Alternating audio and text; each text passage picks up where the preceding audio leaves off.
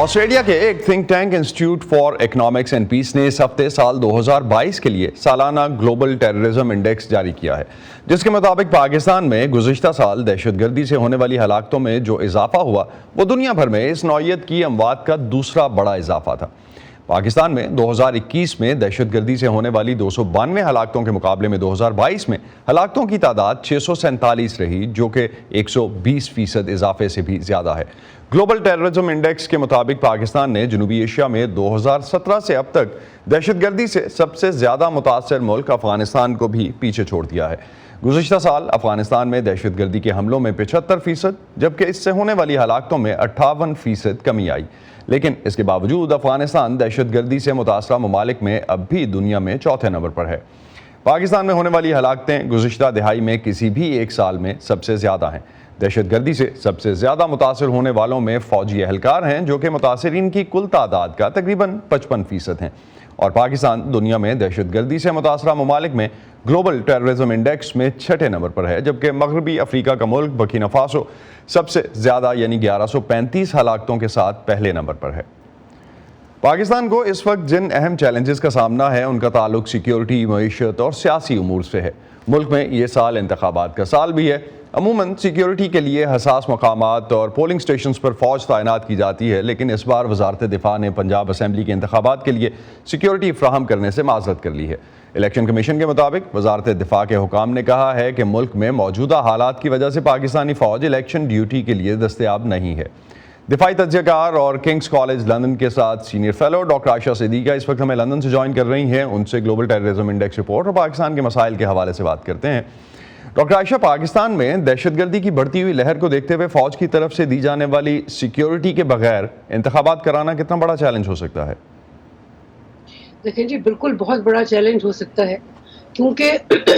ایک بات تو کلیئر ہو گئی ہے پچھلے جو کم از کم 2 مہینوں میں، کہ اب وہ جو ہم پہلے سوچتے تھے کہ اسلام آباد یا پنجاب میں آ کے یہ ہم دہشت گرد حملہ آور نہیں ہو سکتے، تو ایسی بات نہیں ہے، یہاں بھی حملہ آور ہو سکتے ہیں۔ جسے کہتے ہیں نا کہ تھریٹ، خطرہ جو ہے وہ بہت بڑھ گیا ہے،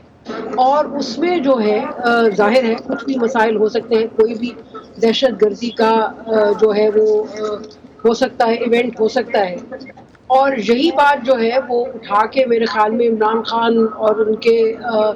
پارٹی والے چل رہے ہیں کہ جی ہم اس لیے ان کو عدالت میں نہیں پیش کرنا چاہتے یا یہ جانا نہیں چاہتے کیونکہ دہشت گردی کا خطرہ ہے۔ بات ان کی صحیح ہو یا غلط ہو، بٹ بات یہ ہے کہ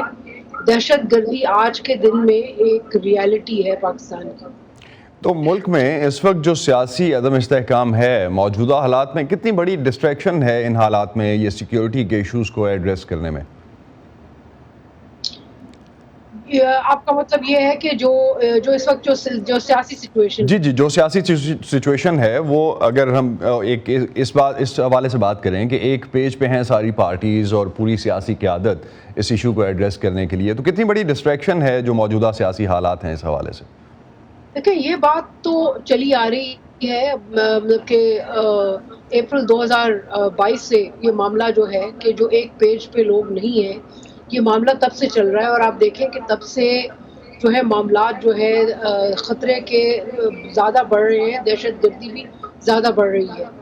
مسئلہ یہ ہے کہ فیڈرل گورنمنٹ کوئی اور ہے کہ پچھلے دنوں میں خیبر پختونخوا میں ایک اور گورنمنٹ تھی، ایک پیج پہ نہیں تھے، اور یہ ایک پیج پہ نہ ہونا آپ کو سیکیورٹی کے معاملات میں بالکل نظر آ رہا تھا، جس کی وجہ سے جو ہے جو وہ والا کنٹرول جو پہلے تھا، جو اتنی فوجی آپریشنز کر کے صفایا کیا تھا،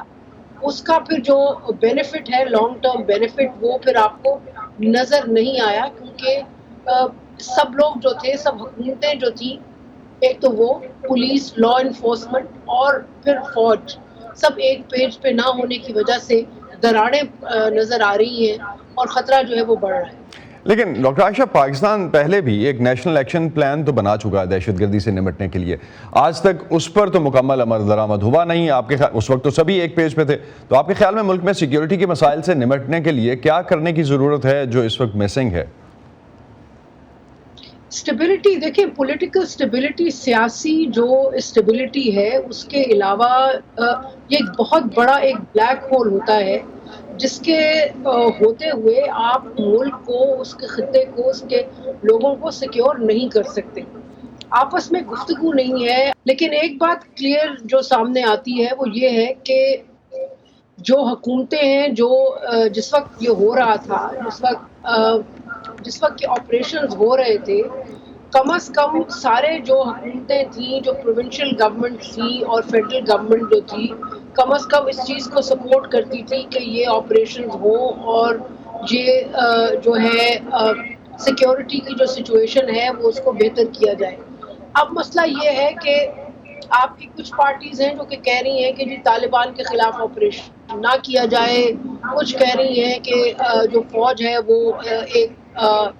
ایک سٹیپ لے. تو اس میں مختلف باتیں ہو رہی ہیں، ایک پیج نہیں ہے. ڈاکٹر عائشہ، ایک چیز جس طرح آپ نے ذکر کیا ٹی ٹی پی کا، اس حوالے سے جو ابھی گلوبل ٹیررزم انڈیکس رپورٹ آئی جس میں جن دہشت گردوں کا ذکر ہوا، جن گروہوں کا ذکر ہوا، ان میں ٹی ٹی پی کے علاوہ ایسے گروہوں کا بھی ذکر ہے جو کہ اب اگر اس وقت ہم دیکھتے ہیں جو علیحدگی پسند گروپس ہیں، جیسے بلوچستان میں موجود عسکریت پسند تنظیمیں پاکستان کے لیے مسئلہ کوئی نیا تو نہیں ہے، لیکن اب کی بار یہ چیلنج کتنا اور کیوں مختلف ہے؟ دیکھیے چھوٹے چھوٹے ایک تو ہو رہے ہیں، اور ایک آپ جو نظر آ رہا ہے پچھلے 2-2.5 سالوں سے نئی ڈیولپمنٹس ہوئی ہیں.